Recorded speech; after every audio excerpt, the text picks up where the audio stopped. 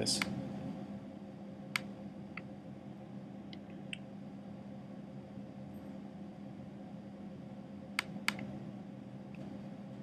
So when we run this, we don't see any logs because we are actually writing to a test file.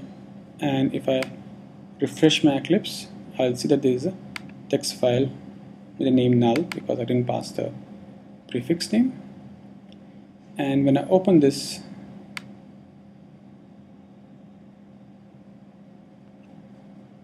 we will see both the test results are pass. This was the expected value, this is the actual value. Things are going just fine. Now we have learned that how easy it is to inject dependency in just common sense. We are just saying that we will work with interfaces and the implementations would be injected in the classes which require the implementation of that. Now let's change it to something else.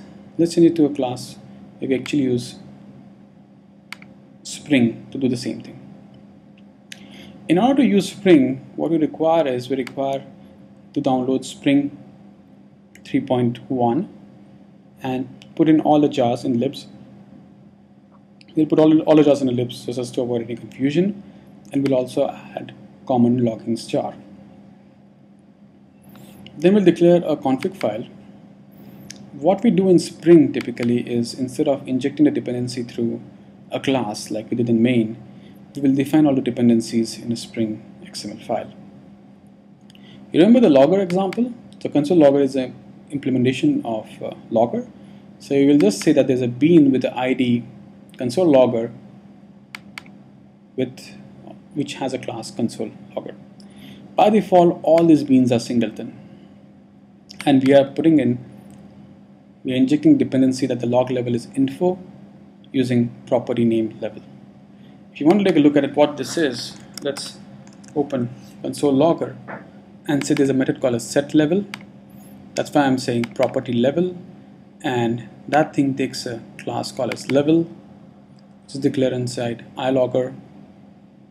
So we are saying the type is ilogger level, and the value which we are saying is info. So this basically creates an instance of console logger and sets the log level to info. The next thing is a test data adapter. So it says test data adapter is basically this particular class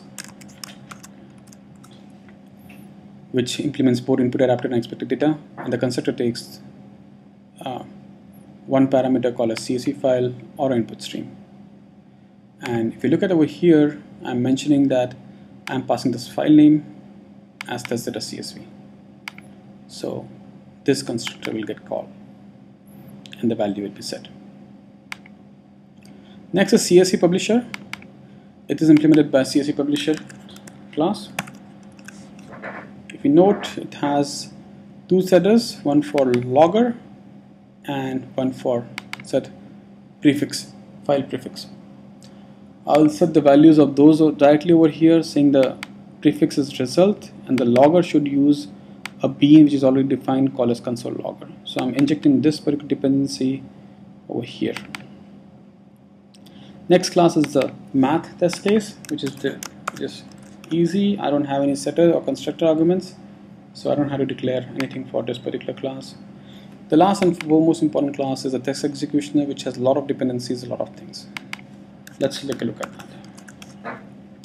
So here we require a logger, test case, input adapter, output adapter, publisher. If I go to the config, I'm saying that please use a CSV publisher, which you define above. Please use the input adapter, which is defined over here. Same adapter defined over here because it's also the input. It's also the output adapter, and the logger in the test case. And the best part about this class is all the injection happens by using Spring. All we have to do is say I want application context for Spring, saying that I want to pick up the config.xml file from the class path. So I will say new class path XML application context. It will read the XML file, create application context, and to the application context I'll say get me the bean name executioner. So it gets the bean with this particular name, with all these dependencies filled ahead of time. Now I'm ready to directly use executioner to just call execute, and things will run fine. So let me show this example in a running state.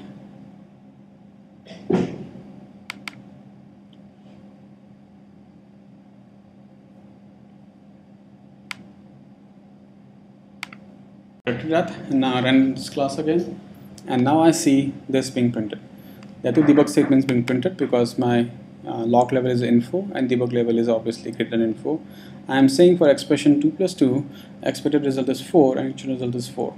Same way for the second thing. This is because my test data has only 2 expressions. And if I refresh my Eclipse area, you will see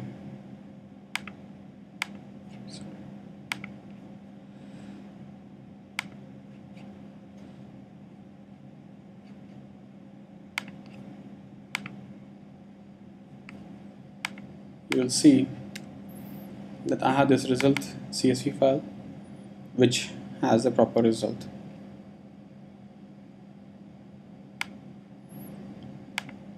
Just a quick walkthrough to all the executioner methods. This is what I used for actual executioner, which uses all the interfaces which I injected, the implementation being injected in this class. And I'm saying it over here, log statements, which I'm reading over here, and the publisher is over here where I'm saying comma separated pass, fail, input, expected, output. The validator uses the evaluator class. Test case uses that. Test adapter implements both input adapter, expected adapter, and this is how the whole thing works. And finally, using Spring is very simple. I just mentioned which is the config file which I need to read to create a Spring application context. And for the application context, I asked to give me the executioner bean, and given the executioner bean, I get actual executioner, which I run over here. So that's all from my side for dependency injection and IoC and Spring Core. Thank you.